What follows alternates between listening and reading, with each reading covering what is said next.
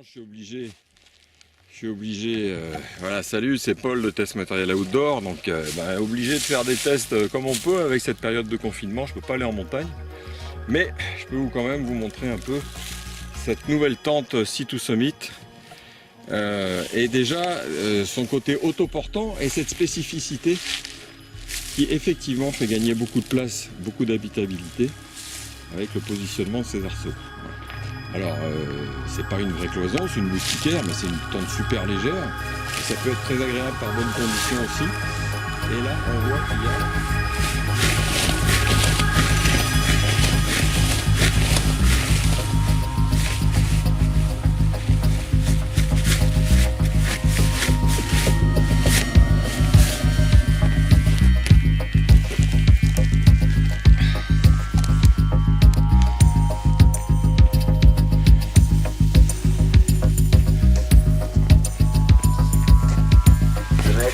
that is emerging in the whole reggae phenomenon is one of the most tremendous forces in this country because it's a tremendous force for change. Voilà, vraiment cette première étape de monter la chambre, ça va vraiment super vite. Et pourtant, j'ai pas encore vraiment l'habitude, hein. En plus, j'ai les doigts froids, il fait froid ici. Bon, je me suis tapé 2 heures, 3 heures de montée. Avec 700 mètres de dénivelé, un sac de 10 kg, mais ça va vraiment super vite. Voilà. Donc, on voit un peu l'habitacle. Bon, c'est pas tiré au cordeau mon histoire, hein, mais je vais ajuster ça tout à l'heure. Et alors, comme il y a du vent un peu, j'ai pas mis le tapis de sol tout de suite, je vais l'enfiler dessous. Voilà, la première étape.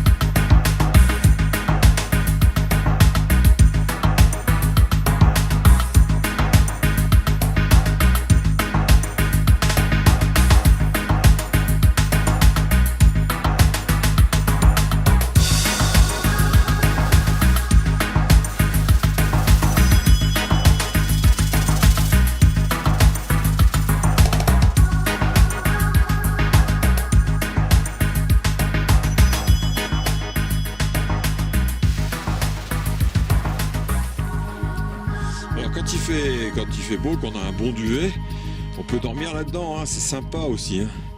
Sympa pour voir le décor. Là, je suis à l'intérieur de la chambre, donc on voit vraiment, là on est super bien. C'est vraiment, ça donne vraiment envie, hein, de se faire ces labels étoiles, bon, avec juste une protection au sol et une moustiquaire, hein. Je pense que ça ne sera pas vraiment au niveau thermique, hein.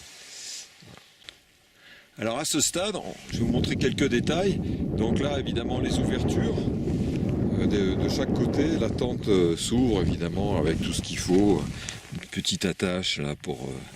Et on voit le détail de comment la tente a été montée. Voilà. Et là, c'est le fameux système qui permet de gagner en volume dans la tente. Et là, c'est simplement... un clip, hein, c'est une attache. Attends, il faut que je l'enlève. Bon. Voilà, c'est simplement ça. Et commencer par ça quand on monte la tente, ça donne tout de suite la direction du monte.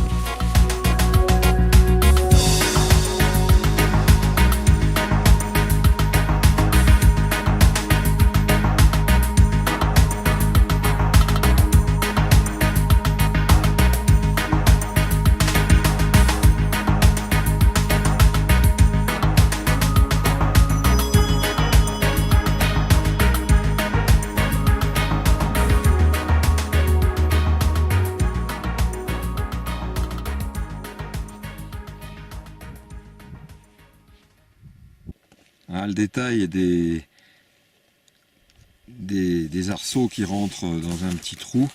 Dessous, pour le tapis de sol, il y a aussi un petit trou. Et ensuite, ici, va venir se clipper, c'est très bien foutu aussi, les attaches du double toit. Voilà. Les petites sardines. des petites sardines qui ont un truc réfléchissant pour que la nuit on se prenne pas les pieds dedans avec la frontale, ça réfléchit. Petite caractéristique de montage que je voulais vous montrer. Alors, il ne faut pas hésiter, ici vous avez un renfort en caoutchouc et ça vient évidemment voilà, sur l'arceau en alu, et ensuite on accroche la chambre avec ce crochet, voilà. Et ensuite, on peut fermer le double tour.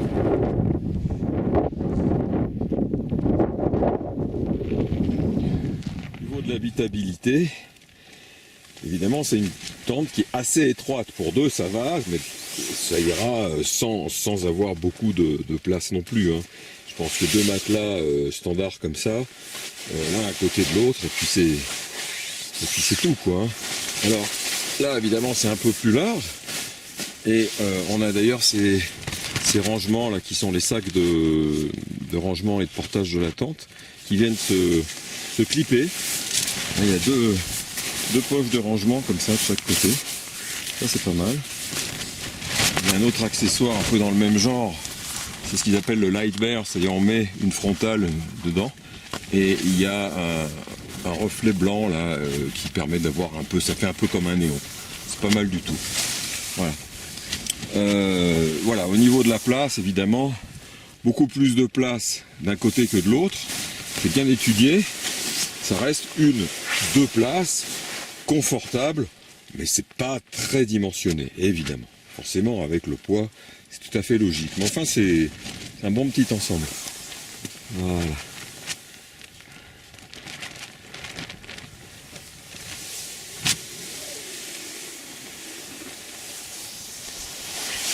On voit que de chaque côté aussi il y a une place.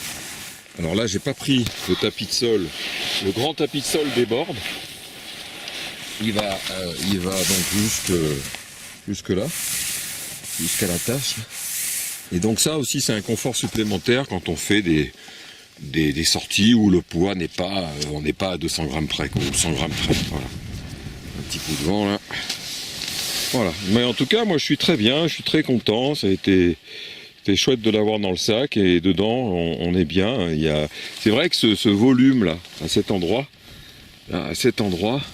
là on sent on n'est pas oppressé quoi. On sent qu'il y a un volume, c'est psychologiquement important. Hein.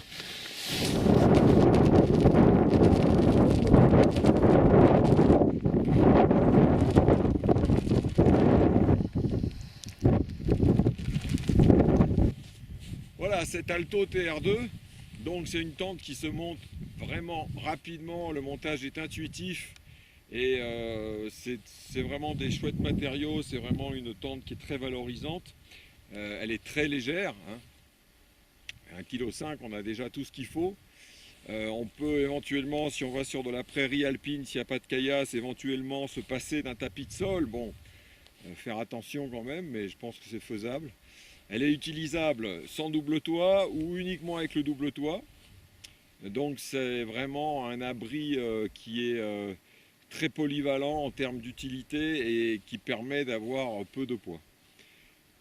Son système de rangement est aussi bien étudié parce qu'on peut très facilement se séparer entre deux sacs à dos.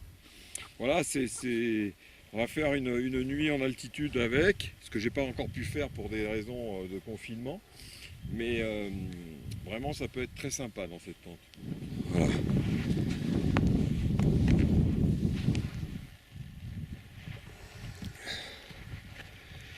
Donc une nuit quand même assez froide. Et à l'intérieur de la tente évidemment les températures étaient un peu sérieuses avec un petit duvet.